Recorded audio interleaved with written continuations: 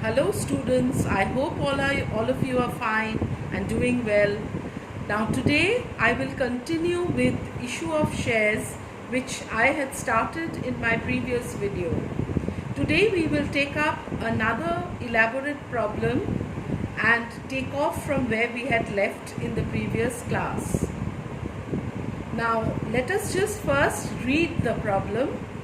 Alexa Limited, whose authorized capital is rupees 5 lakhs, divided into 50,000 equity shares of rupees 10 each, issues 25,000 shares. It is registered with 50,000 shares, issues 25,000 shares to the public for subscription on the following terms. On application, rupees 2 per share has to be paid. On allotment, rupees 4 per share. On first call, rupees 2 per share. On final call, again rupees 2 per share. So if you add up all the installments, it should add up to rupees 10, which is the nominal value of each share. And as I had told you in the previous class, the company takes this 10 rupees per share in installments, and these are the names for the various installments. So 2 plus 4 is 6, plus 2 is 8, and again 2 is 10. So this kind of an issue where the shares are issued at their nominal value, such an issue is called issue at par. So we are now working out a sum where the company has issued its shares at par. Now let us read further. Applications were made for 30,000 shares. The company has issued 25,000 shares, but it has received applications for 30,000 shares, and allotment was made. Now if the company issues 25,000 shares and has received excess application, that is for 5,000 shares, one of the options available to the company is to return the excess money that it has received. So in this case, the company Alexa Limited has done exactly that. They have returned the excess application money, and all money was received. That means whenever a company has made a call for various installments, whether it's allotment, first call, final call, every time all the shareholders have paid up. You are now required to show journal entries to record the above transactions. Now I am moving on to the solution, and frequently I will be coming back to the sum for your reference as well. Now look at the solution. The company has received applications for how many shares? The company has received applications for 30,000 shares. Although it has issued 25,000, since it has received applications for 30,000 shares, we have to account for 30,000 shares. So as I had told you in the previous class, and you've studied in class 11 also, that when the company receives money, the money goes into the company's bank account. So in this case, how much goes into the company's bank account? 30,000 shares the company has received application for into rupees 2 per share. That is 60,000 rupees. So money has gone into the bank. Bank account is the receiver account. Hence we debit bank account. Bank account debit 30,000 into 2, 60,000. The company opens an account called share application account. So this share application account is credited with 60,000. Now this 60,000 that has been received, a part of it is transferred to share capital. Why a part? Because the company has only issued 25,000 shares. Hence, the company can only transfer what it has received on those 25,000 shares to its share capital. The remaining money the company is going to refund.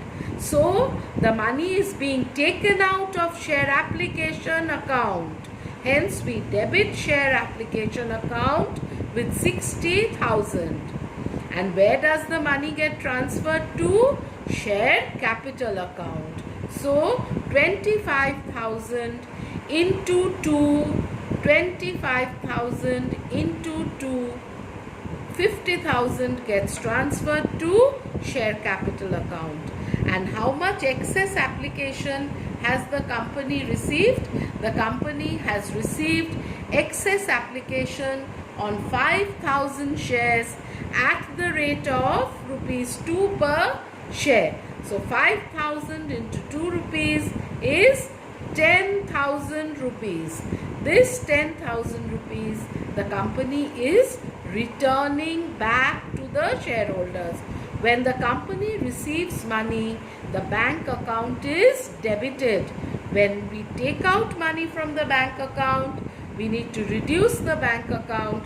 So we credit the bank account. How much is going out? 5,000 shares into 2, 10,000 rupees. So debit equal to credit. On the debit side we have 60,000. On the credit side also 50 plus 10 is 60. Now let me just refer to the narration. The first journal entry, bank account debit to share application account, is where the company is receiving application money on 30,000 shares at the rate of rupees 2 per share. That is what exactly has been written here. Application money received for 30,000 shares at the rate of rupees 2 per share. Now for the second one, what is the company doing? The company is taking the money out of application, transferring a part to share capital and refunding the remaining amount.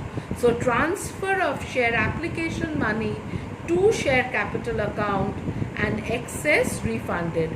Remember, for your ISC examination purposes, format and narration is important. Marks are allotted for that. So I'm sure all of you are aiming at 90 plus, if not full marks, and those who are aiming at full marks, 80 on 80, please be very careful. Even if you lose out 1 mark, that will be a terrible loss for you. So please be very careful and see that you write the narration. Now we have come to the second installment. So for your benefit, let us refer to the sum once again. Now what does the sum tell you? On allotment, the company is asking for rupees 4 per share. Now here let me clarify to you, at the application stage, people are applying for shares. The public is applying. So the company has to first receive application money and then transfer it, because the company doesn't know how much of application it will receive. But from the second stage onwards, that is from the allotment stage onwards, the company first transfers the money, because the company knows how many shares are there and how much is being asked for an allotment. So the company transfers first and then makes the entry for receiving. This is for all the installments after application. The same rule applies to allotment, first call, final call. First transfer, then receive. This is something very, very important which you will have to remember. So now let us first transfer. We've come to the second stage, that is allotment.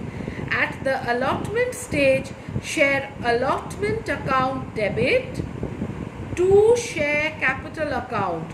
We are transferring the money to share capital, which means the money has not been received. So the very important point here is to remember that the money is due. It is extremely important for you to write this term due in your narration. It is very, very, very much required to get good marks in your board exam. So share allotment account debit to share capital account. How many shares? 25,000 shares the company has issued. The company is asking for 4 rupees on allotment. So 25,000 into 4 gives you 1 lakh. So therefore we have share allotment account debit to share capital account 1 lakh. Narration here, allotment money due. I am emphasizing on the term due on 25,000 shares at the rate of rupees 4 per share. Now the company is going to receive the money. And what does the sum tell you? The sum tells you that all money was received. So that means the 4 rupees per share on 25,000 shares has been received. So where has the money gone? The money has come into the business's bank account. Hence bank account debit 1 lakh to share allotment account 1 lakh. Now look at the narration. Allotment money received on 25,000 shares at the rate of rupees 4 per share. So when we make the transfer, the money is due. When we receive the money, bank account debit to share allotment, we have to write received in the narration. Now we move on to first call. Let me go back and refer to the problem once again. Now look at the problem. How much is Alexa Limited asking for on first call? Rupees 2 per share. On how many shares? 25,000 shares. So 25,000 into 2, 50,000 is due on first call. Let us make the due entry first. The due entry, like allotment, just in the same way you will make the due entry first. Share first call account debit to share capital account. So you are transferring to share capital account, but the money is not received. It is due. So share first call account debit to share capital account 50,000. First call money due on 25,000 shares at the rate of rupees 2 per share. Now like allotment, the company will receive the money and I will make the entry for received. Where does this 50,000 come into? It comes into the business's bank account. So bank account debit, receiver account 50,000. Which account should we credit? To share first call account. So basically all the money is being transferred to share capital first and then we are receiving the money. Now we come to the last part of the sum. Let me refer to the sum once again. Look at the sum now. On final call again, the company has asked for another 2 rupees. So 25,000 shares into 2 rupees per share is 50,000 rupees. So we will make the money due first and then we'll make the entry for receipt of money. So share final call account debit, just like your allotment at first call. Share final call account debit 50,000 to share capital account 50,000. What do we write here? Final call money due on 25,000 shares at the rate of rupees 2 per share. Now the company receives the money because the sum tells you that the company has received all the money. So bank account debit, money has gone into the bank to share final call account. Final call money, this is the narration. Final call money received is important on 25,000 shares. Bank account debit 50,000 to share final call account 50,000. Narration, final call money received on 25,000 shares at the rate of rupees 2 per share. After this, in this sum, since all the money has been received, This is the way we have worked it out. After this, I will move on to sums where some shareholders have not been able to pay certain installments. So I have discussed with you earlier what is calls in arrear. Calls in arrear is the amount which has been called up by the company, but the shareholder has not been able to pay it in that installment. So in the next sum that I take up, I will be doing sums with calls in arrear. Thank you so much for viewing the video. I hope it is going to be useful for you.